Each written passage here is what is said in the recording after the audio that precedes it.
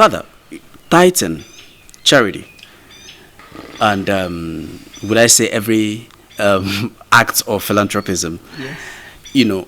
Okay, let me put it in context. If I am going to a church right now with my tithe, and I find somebody who is dearly in need of charity, and I have my tithe alone, and this is God's money, am I allowed to use this tithe, something I've set apart for God, very precious, to help this person who is actually in need? Which one ranks better? If I do that, have I sinned? Have I erred? Have I eaten God's money? Maybe you would have seen one of my clips. I think that was one of the preachings I gave. Why people say I'm controversial.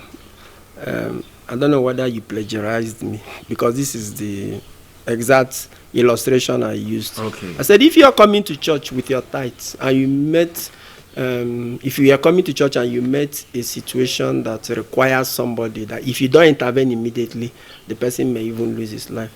I said, use your tithes immediately on the person. Come to church when they call tithe payers with your empty hand. Come and receive your blessing and go. And some people felt like I was unnecessarily being sensational, and I meant it. I meant it. 1 John, God love 1 John, I think chapter 4, he says, how can you love God whom you do not see if you do not love your neighbor? So it's not about hierarchy of values, maybe tithe and charity. Which one is ranks most? Which one ranks most? No, it's not about that. It's about doing the right thing at the right time. And by the way, tithe is not of any superior value to other means of giving in the church. There are very different ways of giving in the church. Some can give through tithing, some can give through donation, it can be through launching. In the Catholic Church, we have the tradition of harvest and bazaar. We can even sell one bottle of water. We can sell it for 500,000. Everybody knows that that is not the price for this. It's just your own way of giving. So whichever way you choose to give to God, what the Bible asks for is generosity. God loves a cheerful giver, and Jesus give generously, and all of that. And now generosity for you as a billionaire cannot be generosity for me as a thousandaire. You give in your billions, I give in my thousands as much as I can. So the problem is that some of our brothers elevated tithes and made it look like it carries a special blessing you can't find in any other giving, and it also carries a special cost you cannot find in any other place. Yes, it's not true. It is not true. If it were that special, Jesus would have talked about it.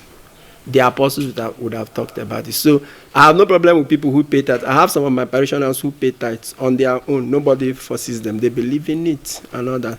But there are other parishioners who also give to the church in other ways. For me, give the way you are led, and don't be under compulsion, and don't think that by doing that you are obligating God to do something. No, give because it's good to give, and giving is even a universal principle.